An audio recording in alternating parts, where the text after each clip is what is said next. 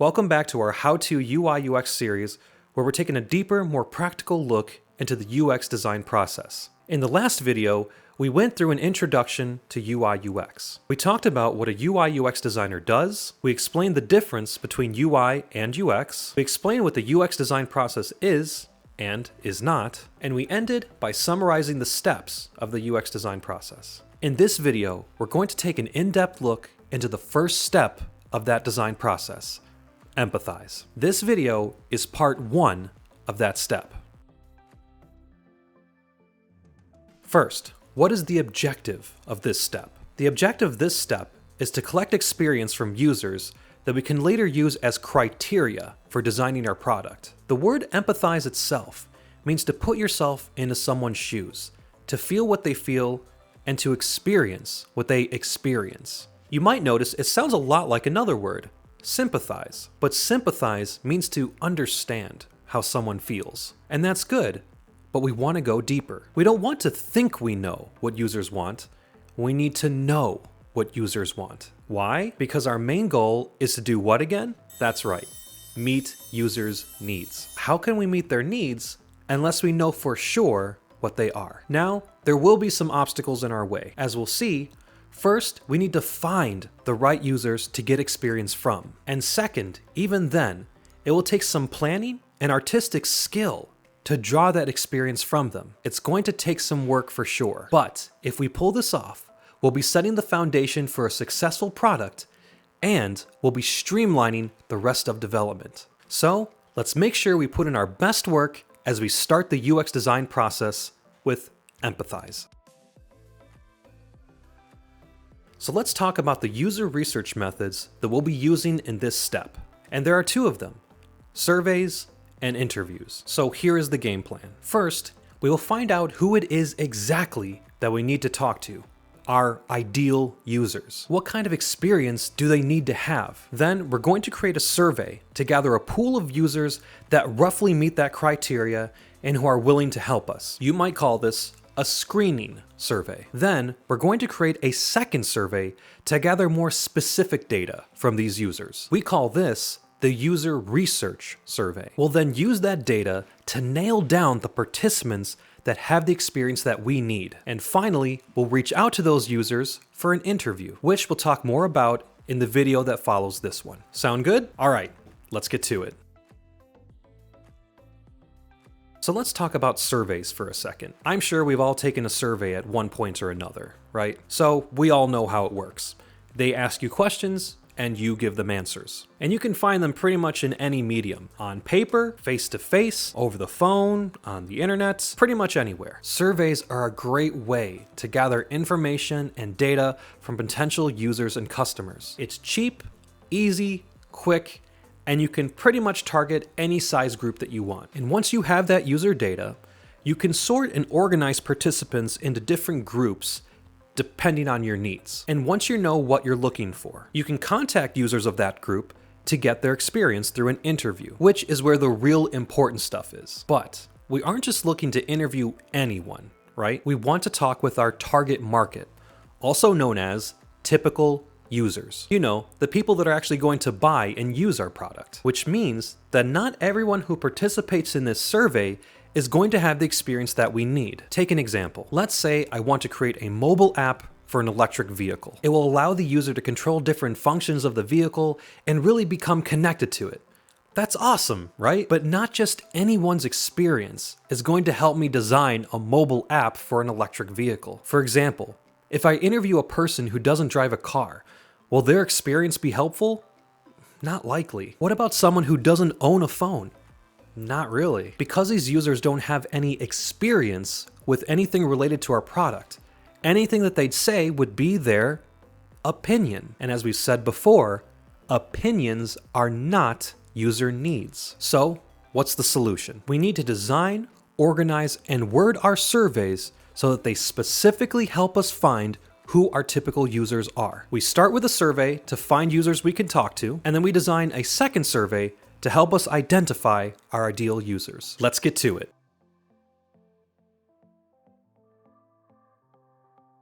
Okay, so let's start by identifying who our typical user is. Who is the best person we could ever hope to talk to? Well, what is our product? It's a mobile app for electric vehicles. So the right person would own a phone and own an electric vehicle, right? They would have that experience, and that's what we want. So those are pretty essential. Now, just because someone owns a mobile phone and owns an electric vehicle doesn't mean that they're our typical user. Well, what do I mean? Well, we talked about someone who doesn't have a car or doesn't have a phone, right? Well, what if someone owns a phone, but they barely use it? Or on the other hand, what if they're mobile phone super fans and they know every tiny little detail about it? They are both part of our audience, right? But they aren't typical. They don't represent the majority. So let me introduce you to the different levels of user: inexperienced, typical, and super users. So as you've probably already figured out, inexperienced users tend to have experience with something, but they don't use it very often, so there's plenty of things that they don't understand. Typical users, of course, have the average amount of experience and the average level knowledge of it. And super users are so experienced that they know even more than typical users, and they might get bored using the same features that typical users like. It goes without saying, our typical users will be our main fan base, so to speak. And so it's their needs that we want to address the most. But if we can also appease our inexperienced users by making things a little easier to use, and appease our super users by adding extra functionality that would be exciting for them, but will not only have scored a bigger audience, but our ending product would be more three-dimensional. So it's also important that we identify the level of users as well. Well, how can we do that? Well, in addition to asking them if they own a mobile phone electric vehicle, we can ask them about their experience with these two. And this is where we'll find out where our target audience starts and ends. Okay, so we covered our essentials pretty well. And that's what we want to do, focus on the essentials first. But there is something that we are missing. We need to remember that this survey is part of the user research process. So we need to ask them, do they even want to help us with our research? Not everyone feels comfortable or has the time to help us with our research, and that's fine. But wouldn't it be awesome if we knew which ones are willing to help us in the future? Absolutely. So we will ask them if they'd be willing to help us.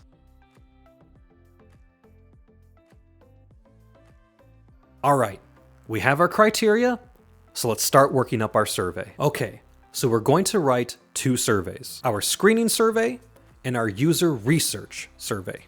But we're going to start backwards, starting with our user research survey first. And it will make sense why we're doing it that way. So we need to take the criteria for our ideal user and turn it into survey questions. And instead of me just telling you what to put, because that isn't going to help you unless all your projects are electric vehicle apps, let's go through the process and reason it out together. Okay, so we need to pay attention to how we word the questions and the length of the survey. Otherwise, no one will want to take it. And if no one takes it, our user research is dead on arrival. So we're going to follow a few tips to help us be successful, like this one. We're going to start with easier, general, and more familiar questions first. If the person has to think really hard on the first question, they might think that the rest of the survey is going to be that way, and they're going to bail. So we're going to start by asking them for their first name and email. I personally like to ask only for their first name, so they don't think I'm going to do anything weird with their information. But that's up to you. And the email, well, we need that in case we decide we want to interview them and we need a way to contact them. And it would be in our best interests if these two questions were required. This is also a great way to avoid duplicate entries. Now, no one likes required questions, right? But let's face it, we're doing some serious research here. We need to make sure that whoever is following along with us are taking it seriously too. So we want to avoid having too many required questions. For our purposes, the first two will be the only required questions of this survey. Now, let's get into the meat of the survey with this next tip. We're going to group the questions by topic or subject. That way, we aren't having their minds jump all over the place from subject to subject. So, let's start with the mobile phone. The essential question: do you own a mobile phone? Easy question. Now, we want to know what level of user they are. So we're going to ask, how often do you use your mobile phone? Now notice we didn't ask them how good they think they are with a phone. We asked them how much they use it. Why did we phrase it that way? Because what they think is an opinion. How much they use it, this many times a day, this many times a week, that's experience. It's all starting to make sense now, isn't it? Which is another great tip for us. Ask for experience rather than opinion. Now, does this mean that they're going to answer completely 100% accurately?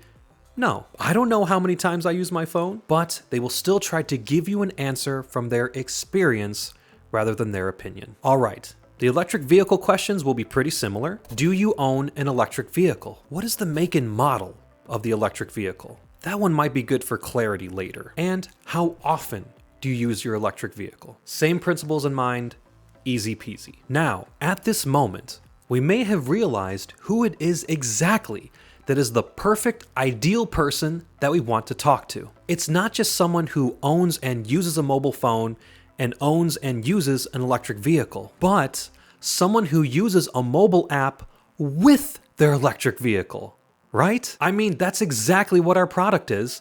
So that would be exactly who our user is. So let's refine that list a little bit. Does the electric vehicle have a mobile app associated with it? And what is the name of the mobile app? And of course, how often do you use the vehicle mobile app? If we had someone who could answer those questions, then we'll be in business. And now, a question about their interest in helping us further. Would you be interested in helping us further?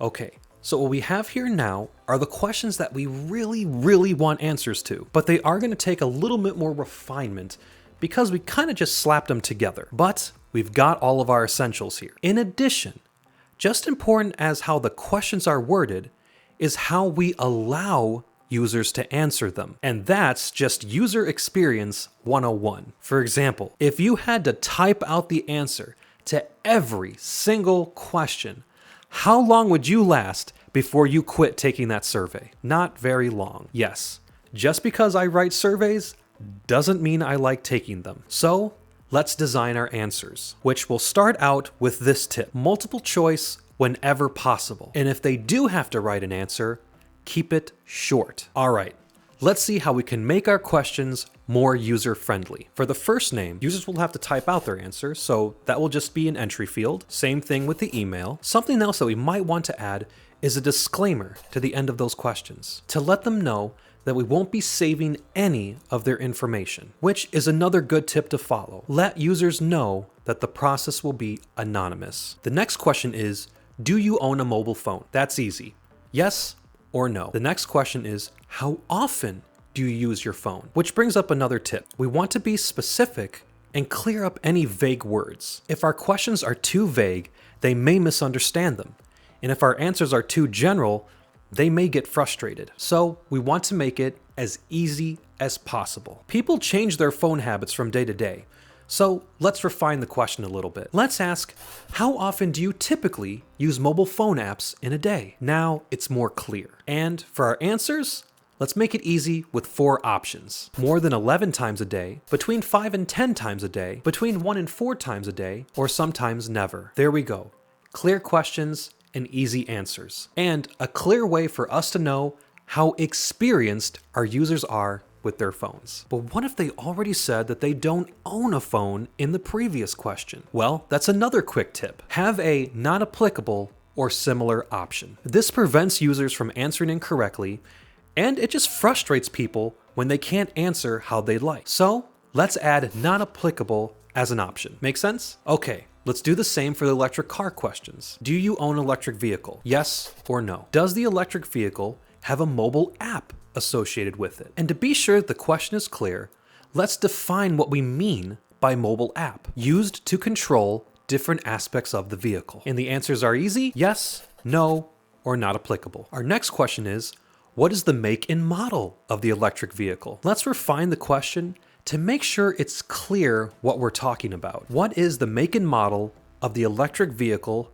that uses the mobile app? This also helps in case they have more than one electric vehicle but only one of them uses the mobile app. Obviously for this one, they need to enter their own answer. Next question, what is the name of the vehicle mobile app? Of course, they're gonna write their own answer. The next question is, how often do you use the vehicle mobile app? I use and look at the app even when I'm not about to access the vehicle. I only use the app when I'm about to access the vehicle. I rarely use the app, even when I'm about to access the vehicle. I don't use the app at all, and not applicable. And the next question on the list is, how often do you use your electric vehicle? But since we're developing a mobile app, it really doesn't help us too much to ask them questions specifically about the vehicle. It's definitely a case-by-case basis, but we're gonna nix the question for this one. And that leaves us with the last question, would you be interested in helping us further? Let's make it a little more clear. Would you be interested in participating in more surveys,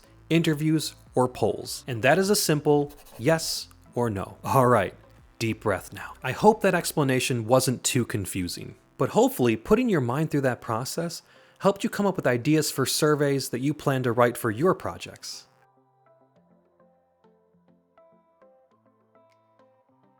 All right, so that's the user research survey, the one that's going to help us identify our ideal users, the second one. But we said that there would be one that would go before this, a screening survey to help us gather a pool of users.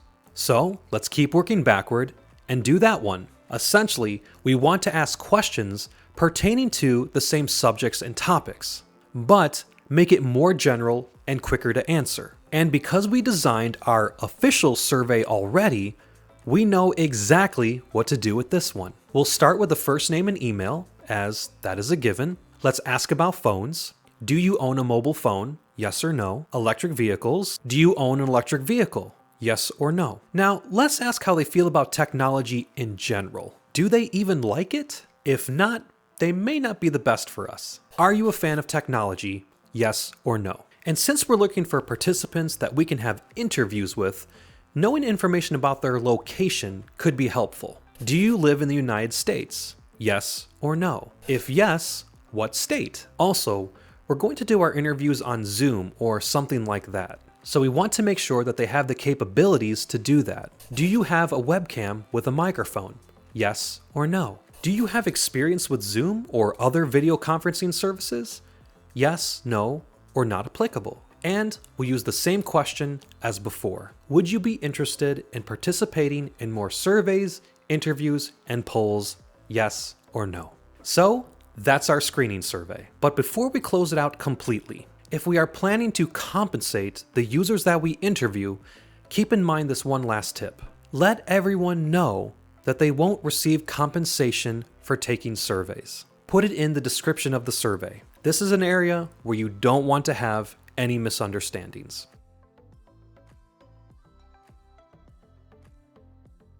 Now that we have our outlines for these two surveys, let's talk about what we do with them. So we'll want to use some program to actually host the survey. I personally like to use Google Forms. It's easy, it exports all the data to my Google Drive so I can access that from anywhere, and it organizes the data using pie charts and bar graphs.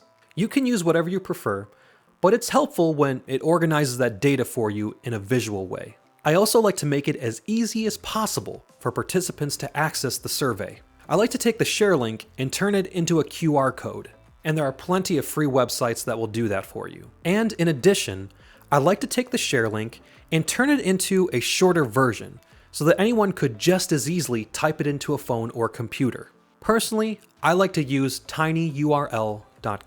And since we made our surveys easy to read and answer, we won't get many people quitting halfway through. So, easy to access, easy to use, easy to take. So what we then do is share this with people on Reddit or in public or any other group that we can think of. Now, as a self-taught UI UX designer, I understand that finding participants can be challenging. It's still good to give this a real try. But if you honestly can't find anyone, then just reach out to family and friends for them to take your surveys. All right, so the time has come. We take our screening survey and we start handing it out. So let's fast forward a little bit.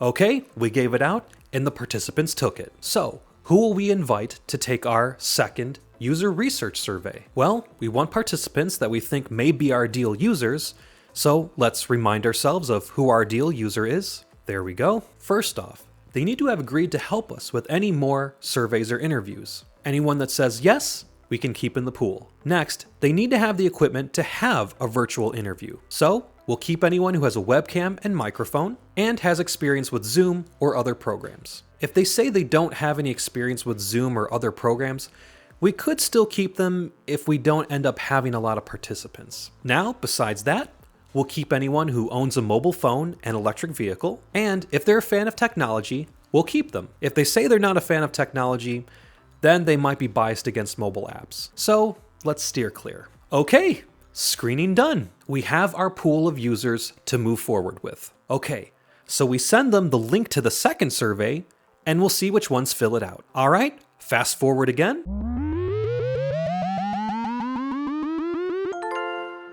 And just like magic, they're all done. All right, so those participants have finished the user research survey. So now it's time to choose which ones we want to interview. All right, let's find our ideal users. Of course, they have to have said that they're still on board to help. Some participants do change their mind. Next, we have the more product-specific questions. Now, remember what we said about the different levels of users? As a reminder, there are 3 levels: inexperienced, typical, and super users. So we definitely want to interview some typical users, but it would be good to throw some inexperienced and super users into the mix. Like I said, it'll make the app more 3-dimensional. So how do we know what level they are? Well, it depends on how you look at the data, but for this case, we could say it's a combination of 2 answers. How often do they use their phones, and how often do they use their electric vehicle apps? Because we want someone who has experience using an electric vehicle app specifically, that's our ideal user. But this also means they should be pretty active with their mobile phones as well. If they're not active users of their phones,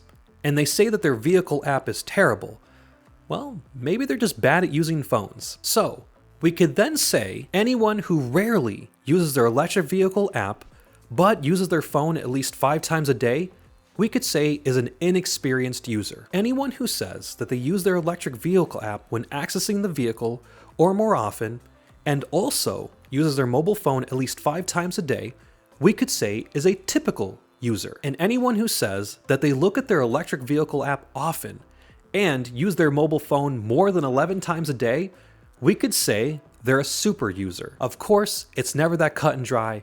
There is definitely some middle ground in between. But if we pick participants on that spectrum at least, we're assured to get some good stuff during the interview stage, which is where we've stepped into right now. And it's what we'll be covering in the next video.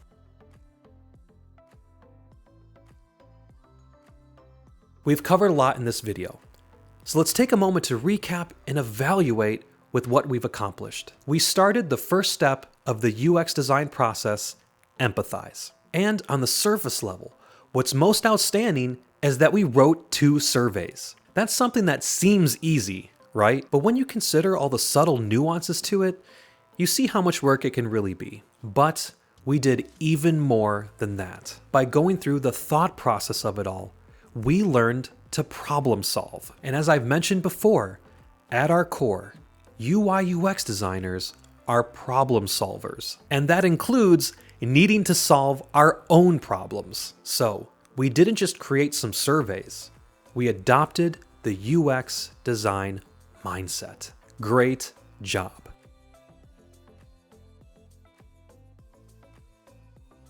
Now, let's talk about why creating these surveys was important. A lot of times, designers, including UI UX designers, would do that whole let's define who our ideal user is thing, decide they think they know what users want, and then they just keep moving forward. Remember that little thing about sympathy versus empathy? And sometimes you'll have to do that for one reason or another. But at least starting out, we want to make sure that our criteria are steeped in user experience, and ideal user experience at that. And how long did it really take to write these surveys?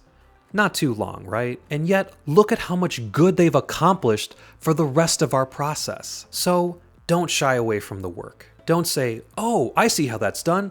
I could totally do that if I had to. Do it. Own what you learned here today. Great job, everyone. Our next video will help us close out this step of the UX design process. So now that we have our list of typical users, we can now reach out to them for interviews. So we'll design an interview outline together, and then we'll go over some tips for hosting a successful interview. So stay tuned and keep up the good work. Until next time, I am Blaze, or at least that's what they always call me.